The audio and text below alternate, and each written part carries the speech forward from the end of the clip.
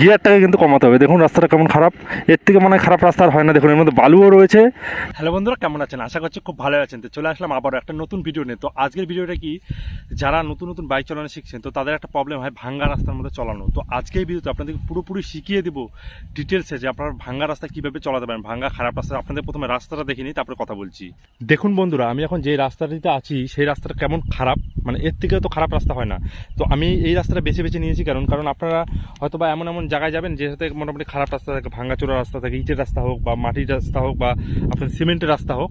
তো আমি সব থেকে যেটা বেছে নিলাম সেটা হলো মাটির রাস্তা ভাঙাচোরা। তো আপনারা যদি এটা শিখতে পারেন, আমি এখানে দেখাচ্ছি, তাহলে আপনাদের পুরোপুরি আপনারা শিখতে পারবেন।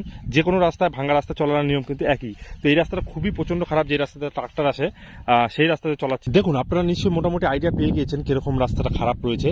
তো চলুন বেশি কথা না গিয়ে প্রথমে আপনাদেরকে চলিয়ে দেখিয়ে দিই রাস্তাটা, মানে কীভাবে আপনারা এরকম রাস্তায় বাইকটিকে পার করবেন। তবে বন্ধুরা, মেন ভিডিওটিতে যাওয়ার আগে একটি কথা বলে দিতে চাই, যারা এখনও পর্যন্ত আমাদের ফ্যামিলিতে জয়েন হননি, মানে সাবস্ক্রাইব করেনি, অবশ্যই সাবস্ক্রাইব করে পাশে বেল আইকনে প্রেস করে দিন।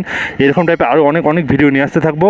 আর হ্যাঁ, যদি কোনো রকম প্রশ্ন থাকে অবশ্যই ইনস্টাগ্রাম আইডিতে ফলো করতে ভুলবেন না। আর আপনাদের কী প্রশ্ন আছে অবশ্যই আমাকে জানাবেন, মানে হচ্ছে আপনারা কী বিষয়ে জানতে চান, বুঝতে পারছেন অবশ্যই কমেন্ট করে জানান, তাহলে আমি আরও ওরকম টাইপের ভিডিও বানাতে পারবো। তো চলুন এবার আমরা চলে যাই পুরোপুরি একবারে ভাঙ্গা রাস্তার মধ্যে আমরা কীভাবে চালাবো। দেখুন এই রাস্তাটা কতটা খারাপ একটা রাস্তা, আপনারা হয়তো দেখে বুঝতে পারছেন। তো সর্বপ্রথমে আমি একটা জিনিস আপনারা লক্ষ্য করুন, আমি এই রাস্তার মধ্যে কীভাবে যাচ্ছি। আমি স্টার্ট কিন্তু বন্ধ হবে না, এটা মনে রাখবেন, আমি কিন্তু স্টার্টটা বন্ধ করবো না। এটার মধ্যে যাওয়ার আপনাদের যে পদ্ধতিটা, যেটা নিয়ম আছে, সেটা হলো প্রথমত আপনাদের যে বাইকের গিয়ার রয়েছে, গিয়ারটাকে কিন্তু কমাতে হবে। দেখুন রাস্তাটা কেমন খারাপ, এর থেকে মনে হয় খারাপ রাস্তা আর হয় না। দেখুন এর মধ্যে বালুও রয়েছে, হ্যাঁ, এবং এর সাথে কিন্তু রাস্তাটাও খারাপ। তো আমি এই রাস্তায় নেওয়ার একটাই কারণ, যা হয়তো আপনার পুরোপুরি মনে করেন অন্য অনেক রকম রাস্তা রয়েছে, যেমন মাটি সিমেন্টের আগে যেটা বললাম, তো ওরকম রাস্তাতে আপনারা চালাতে পারবেন। এই পদ্ধতিতেই কিন্তু আপনাদের চালাতে হবে।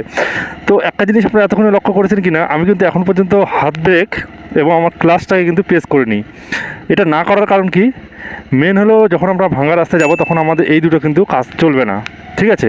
তো প্রথম কাজ আমাদের কী করতে হবে, প্রথমে আমাদেরকে যেটা করতে হবে সেটা হলো আমাদের যে গিয়ার রয়েছে, আমাদের গিয়ারটাকে কমিয়ে দিতে হবে, একেবারে ডাউনশিফট করে আমাদের 1 নম্বর গিয়ারে রাখতে হবে। মনে রাখবেন, আমাদের 1 নম্বর গিয়ারে যখন আমরা রাখবো, আমাদের বাইকের স্টার্টটা কিন্তু বন্ধ হবে না। একবারে আপনারা পুরোপুরি 1 নম্বর গিয়ারে দেবেন, তখন 1 নম্বরে দিয়ে দিতে পারলো। এই কারণে আমাদের বাইক কিন্তু খুব স্পিডে যাবে না। আমি জানি না বুঝতে পারছেন কিনা, আমার বাইকটা কিন্তু খুব বেশি হলে 10-এ যাচ্ছে, তাছাড়া 7, 8, 5 এরকমই কিন্তু স্পিডে যাচ্ছে, ঠিক আছে? তো সেই জন্য কিন্তু আমি গিয়ারটা আমি 1 নম্বরে রেখেছি, এবং 1 নম্বরে রাখার পরে আপনারা যখন অ্যাক্সেলেটর টানবেন, তো বেশি আপনারা আরপিএমে চালাবেন না যেহেতু, তো সেই জন্য আপনাদের স্টার্টটা কিন্তু বন্ধ হবে না। তো আপনাদেরকে এরকম ধীরে ধীরে যেতে হবে যখন আমরা এরকম ভাঙা রাস্তার মধ্যে বাইকটিকে রাইড করব। এটা বোঝা গেল। তারপরে আমরা হ্যান্ড ব্রেক, মানে আমাদের যে হাত ব্রেক আছে, এটা প্রেস করবো না। এটার কারণ কি, দেখা গেলো আমরা ইটের রাস্তা চালাচ্ছি, ইটের রাস্তায় যখন আমরা হাত ব্রেক করবো, এবার সামনে যদি কোনো আমাদের সামনে চাকার মধ্যে যদি কোনো ইট পড়ে যায়, তখন কিন্তু আমাদের বাইকটা কিন্তু স্লিপ মারবে এবং আমরা কিন্তু পড়ে যাবো, ঠিক আছে? তো সেই কারণে কিন্তু আমরা হাত ব্রেকও প্রেস করবো না। আমাদের করতে হবে যেই কাজগুলো, সেগুলো কি, আমাদের পা ব্রেকের কাজ করতে হবে এবং আমাদের যে অ্যাক্সেলেটর বা আমরা ইঞ্জিন ব্রেক বা পিক আপ যেটাকে বলে থাকি, সেটার আমাদের কাজ করতে হবে। মানে আমরা যখন একটা টানলাম, অ্যাক্সেলেটর টানবো, আমাদের স্পিডটা একটু বেড়ে যাচ্ছে, আমাদের পা ব্রেক করে আমাদের কিন্তু ধীরে ধীরে কন্ট্রোল করতে হবে, ঠিক আছে? যখন আমরা পা ব্রেক দিয়ে যখন কন্ট্রোল করবো, আবার আমরা অ্যাক্সেলেটর ঢিল দেবো, একটু স্লো হলো আবার টানবো। আর মেন হলো আমাদের হ্যান্ডেলটা কন্ট্রোল করতে হবে। এর আগে ভিডিও বানিয়েছিলাম হ্যান্ডেল আপনারা কীভাবে সোজাভাবে নিয়ে যাবেন, কন্ট্রোল করবেন, সেই ভিডিওগুলো দেখলে কিন্তু শিখে যাবেন, ঠিক আছে?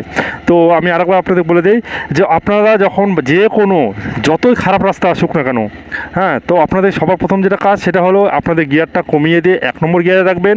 দ্বিতীয় কথা হলো আপনারা সেই সময় ক্লাচে হাত দেবেন না, এবং আমরা যে সামনে ব্রেক আছে, ব্রেকও কিন্তু আপনারা হাত দেবেন না। শুধু আপনারা কী করবেন, আপনাদের অ্যাক্সেলেটর এবং আপনাদের পা ব্রেকে কিন্তু কাজ করবেন, ঠিক আছে?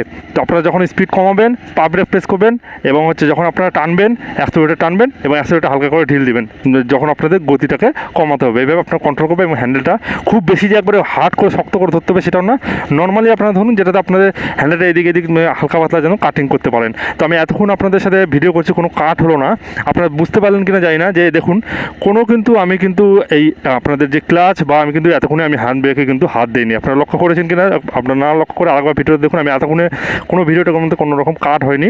তো আপনারা এরকম করবেন না। এরকম টাইপের আরও ভিডিও পেতে অবশ্যই চ্যানেলটিকে সাবস্ক্রাইব করে পাশে বেল আইকনে প্রেস করে দেবেন। ভিডিওটা ভালো লাগলে অবশ্যই একটা লাইক করবেন। আর আপনারা কী বুঝতে পারছেন না, কীভাবে সমস্যা হচ্ছে বাইক চালাতে, অবশ্যই কমেন্ট করে জানান বা মেসেজ করে জানান, আমি সেই বিষয়ে ডেডিকেটেডভাবে আপনাদের ভিডিও বানিয়ে দেবো। তো আজকে আমি তাদেরকে ফিরছি কোনো নতুন ভিডিও নেই। Thank you, take care and bye by.